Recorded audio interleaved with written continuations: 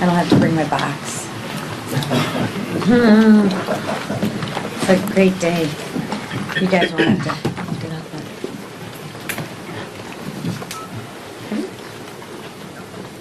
So good afternoon, everyone. Thank you for coming. Let me start by being very, very clear.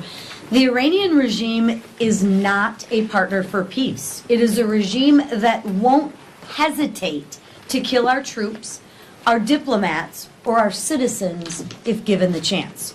This is the same regime that has already murdered hundreds of Americans. The same regime that chants death to America actually in their streets.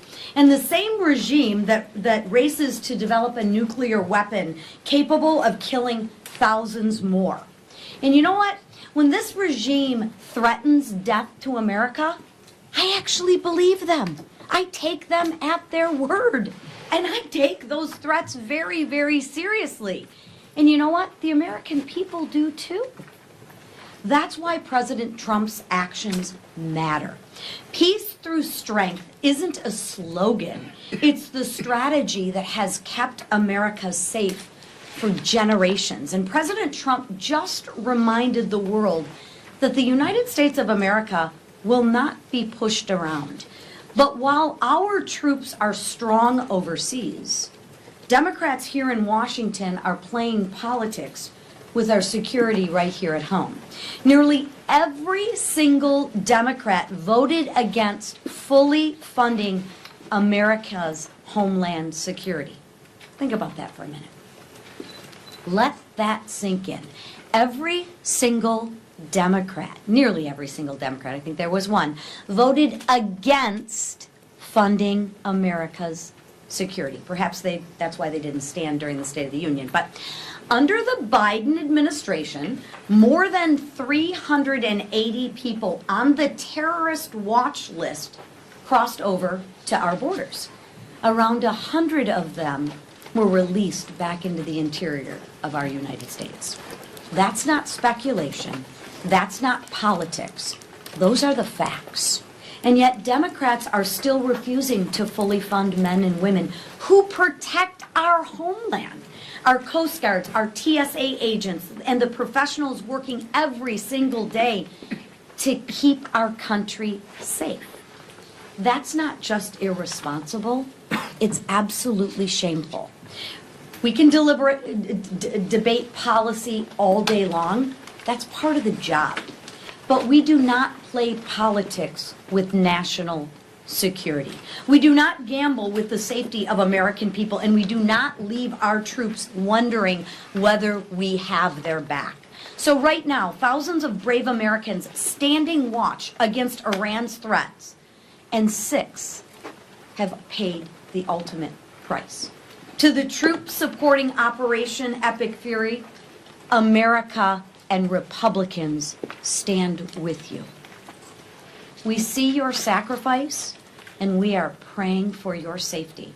And when your mission is done, we will welcome you home with the gratitude in which you deserve.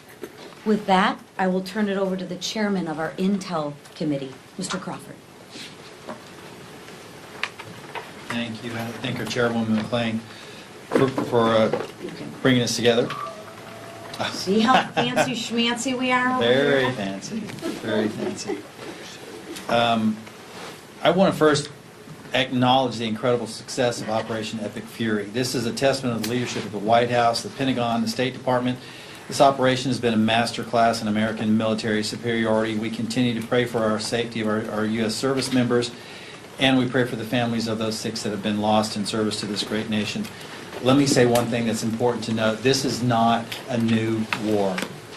The Iranians have been at war with the United States since 1979. This is a 47-year predicate, and President Trump had the courage and the resolve to say, not anymore, not on his watch, we're going to put an end to this.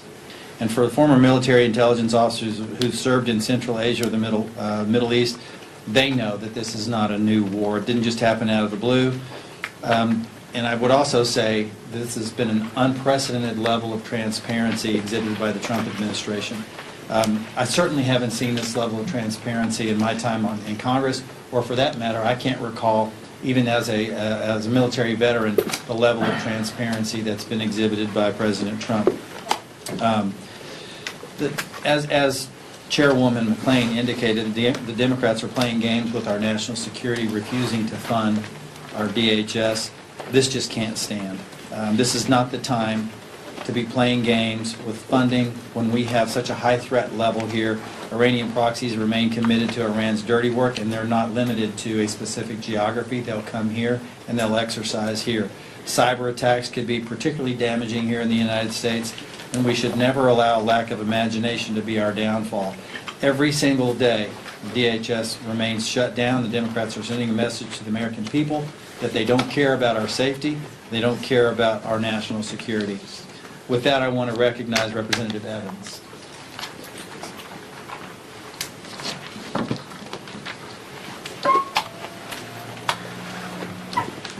I know, I do like that. Well, thank you all so much for coming. I'm Congressman Gabe Evans, Colorado's 8th Congressional District. I was a cop for 10 years. I was a soldier for 12 years. I deployed to a combat zone in the Persian Gulf region, or the Arabian Gulf for our service members over there, in 2012 and 13 as part of the global war on terror, where I served as a Black Hawk helicopter pilot and my battalion's intelligence officer. I had a 5-month-old son when I left. He had just finished a month-long stay in the hospital. He was 18 months old when I came back. I missed every step. First steps, first words, first Christmas, first birthday. And so I want to speak directly to our deployed servicemen and women. We have your back. I've been there. You're there now. You trained for this. You are ready to deploy, engage, and destroy the enemies of the United States. You are the guardian of freedom and the American way of life. When a nation sends its finest young men and women in harm's way, it is the obligation of that nation to support its warriors. We know the imminent threat that Iran posed. I know the imminent threat that Iran posed. We know what happens when that nation does not support its servicemen and women. I hit boots on the ground a week after Benghazi, and I will not repeat that same mistake. We have the backs of our servicemen and women. We have the backs of our federal and state and local law enforcement. I've done both jobs. The military is the outer perimeter that keeps our country safe. State, federal, local law enforcement, that is the inner perimeter that keeps us safe. They are the thin blue line. They have the watch. And so to my colleagues across the aisle who are denying our Homeland Security personnel their checks, I urge you, pass the Homeland Safety Appropriations Package so that we can pay the personnel that keep us safe on that inner perimeter here in the United States that work for our Department of Homeland Security. Our nation's security and my constituents' security depends on it. Thank you so much for coming, and now I want to introduce my good friend and colleague and a fellow veteran, Marionette Miller-Meeks. I should lower the podium. Thank you, Representative Evans. The freedoms we cherish, the freedom to speak our minds, the freedom of the press, the freedom to vote and pursue the American dream are not guaranteed by words on paper alone. They are secured by the courage and the sacrifice of men and women who wear the uniform of the United States. And as a 24-year military veteran, married to a 30-year military veteran, the father of a veteran, and of whom 8 children in our family, 6 of them served in the military, I know that truth all too well, ready to deploy at a moment's notice. Today I want to shine a light on 2 brave Iowans who gave their lives in service to our country. Major Jeffrey R. O'Brien of Indianola and Sergeant Declan J. Cody of West Des Moines, who were among the American service members killed by Iranian strikes in Kuwait. They were sons of Iowa, soldiers who stepped forward to defend our nation and protect these freedoms that we hold so dear. And because of heroes like them, America has stood for nearly 250 years as the freedom capital of the world, a beacon of hope where liberty still shines bright. And let me also tell you what our military and our veterans want. After having seen the egregious activities of Iran continually at war with us since 1979, we've seen the Marine Corps barracks attacked, we've seen the U.S. embassies attacked, We have seen the U.S. coal attacked and members of the military paraded and shamed. Our military members want to know that we, in fact, have their back. And that means a response from the United States, not seven presidents saying we cannot have a nuclear-armed Iran. To our active duty military, we know you are in harm's way. We pray for you. We pray that you have all of the training and the equipment that you need, and if you don't, contact us and we will make sure that you get it. But you are defending this great country, and we, in the Republican Conference, we have your back. To the men and women serving our nation here at home and abroad, and especially those standing watch in the Middle East tonight, thank you. Thank you for your courage. Thank you for your sacrifice. And know this, America stands with you, always. God bless our troops, and may God bless the United States of America. I'll now introduce Representative Nick LeBeau.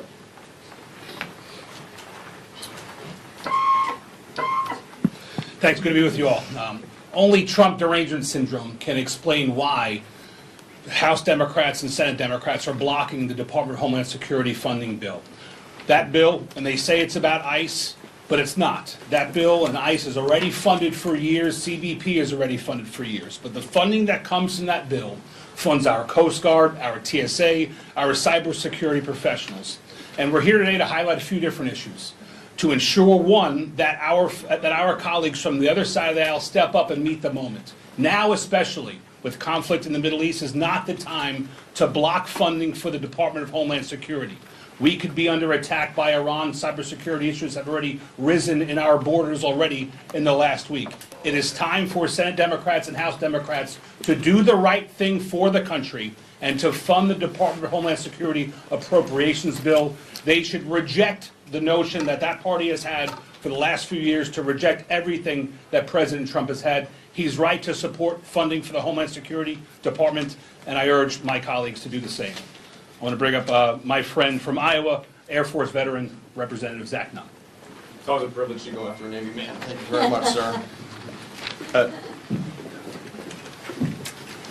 Friends, this week, Iowa will receive two more of its own who died in defense of our nation. This follows on a trip that many of us had to Dover earlier this year to receive two Iowa Guardsmen who were serving in CENTCOM, killed by terrorists, and had the opportunity with the Iowa National Guard, a unit in which I have served, to be able to take action and eliminate that threat through Operation Hawkeye Strike. The brave actions of our men and women in uniform, whether it's in the Department of Defense or the Department of Homeland Security, is a direct reflection of the commitment that young people across our country are doing to protect all of us. As is noted, less than 1% will put on that uniform, but they will defend the 100% here on the home front.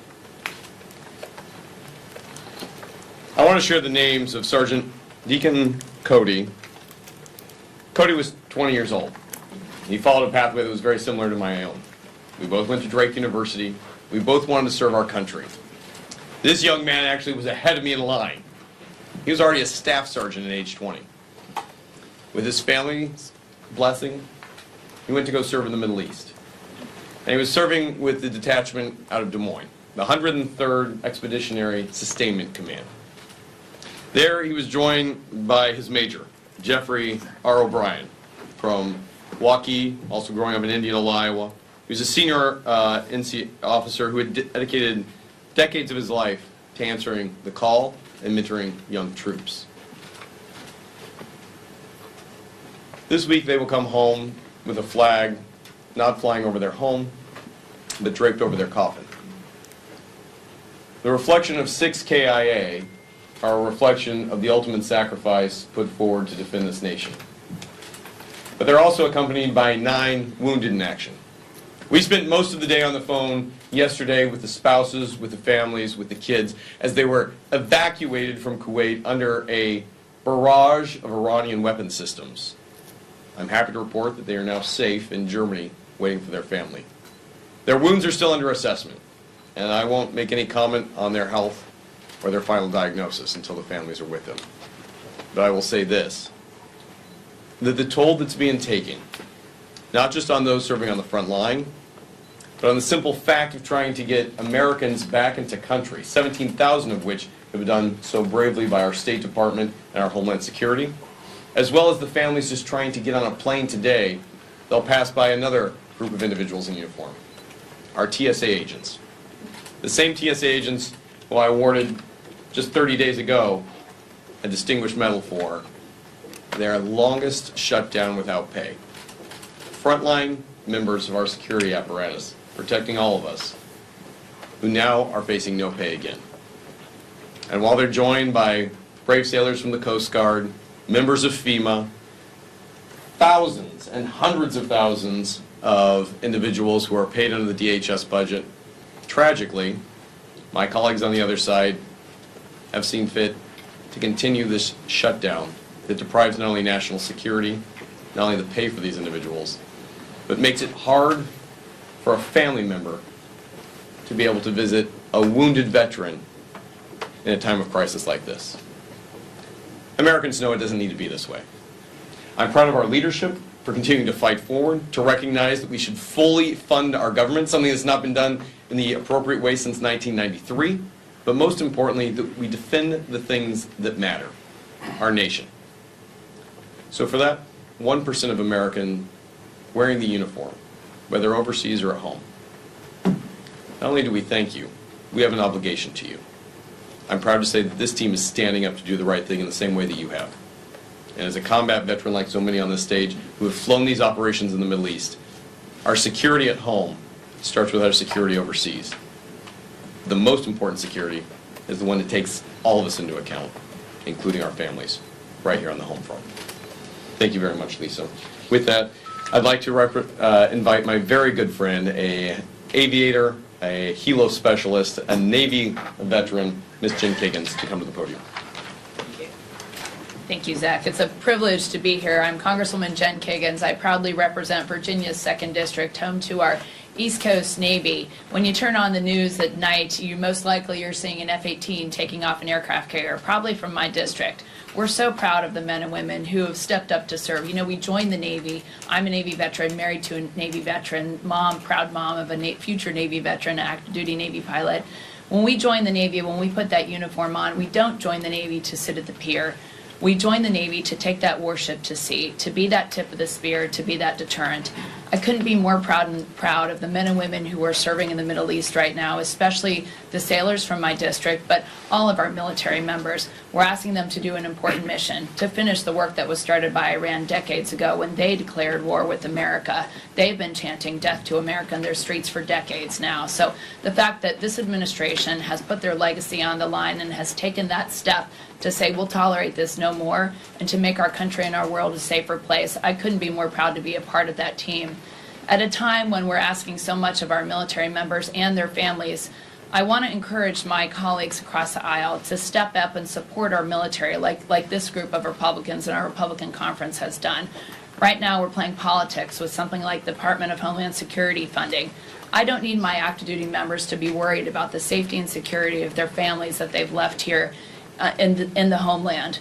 We need to go ahead and stop playing politics. This is a time to be unified, a time to stand together with our military and our military families so they don't have to worry about that safety and security piece. So I couldn't be more proud of the men and women in my district. I couldn't be more proud to stand with them every day of the week and to remind them that not just me, but my entire conference, the people on stage behind me, and the people here in Washington have their backs. We support them every day of the week. God bless each and every one of them, and God bless our great nation, the United States of America. Thank you, and I give the floor back to our chairwoman, Lisa McClain. Thank you. And Mr. Crawford, if you want to join me, Chairman Crawford, we'll take a few questions.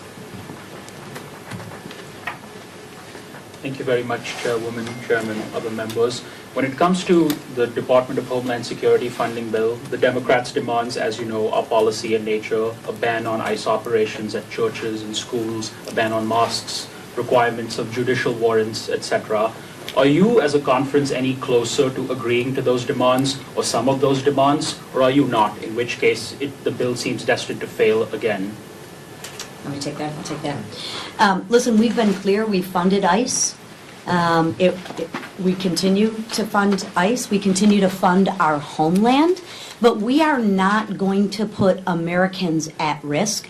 We are on the side of law and order. We are on the side of law-abiding citizens. All you have to do is compare and contrast the split screen. Take a look at who the Democrats are supporting. Illegals, sanctuary cities. All we're asking from the Democrats is to keep America safe and put Americans first and law-abiding citizens first. So what I find is a little bit funny is the party of masks, right, all of a sudden wants to unmask all the ICE agents. Just look at the contradictions. You should ask yourself why we're in this situation to begin with. If 20 million people didn't cross our borders, we wouldn't be having this situation and we wouldn't be having these conversations that we're having right now. So what I would ask the Democrats, protect the people that elected you to serve, and that's your constituents, and protect Americans. One other point I'll add to that, one of the demands that's been communicated was that they wanted ICE to cease operations or to not operate within proximity of voting locations. What does that tell you? So I think, think about that. That means they anticipate there being a reason for ICE to be at polling locations, and that should tell you everything you need to know about where they stand. Thank you, Your Honor. A couple of questions on the Iran bills up for vote today. Do you anticipate the War Powers Resolution will fail? And do you believe you'll get enough Democrats on the non-binding resolution declaring Iran a leading state sponsor of terror to pass under suspension? I wouldn't handicap either one of those, but I will say this, that we need to understand that the president plays a role in the legislative process. So if they want to engage in political theater and raise this War Powers Act that they're trying to move, whether or not they're successful remains to be seen, but the president will have the final say on that. And I would also say that the president is acting well within his constitutional authority under Article 2, and he's doing it very well. Last question. On DHS negotiations, what, if anything, do you think you can maybe find a middle ground on with the Democrats? From my perspective, not much. Because what they're asking for is absolutely ridiculous.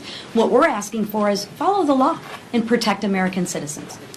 Take one more. Oh, yes. Chairwoman, I want to ask, what led to the decision for House Republican leadership to call on Congressman Gonzalez to resign? And do you expect him to finish out the rest of his term? Yeah, my hope is he would finish out the rest of his term, and we issued a statement. We didn't call for him to resign.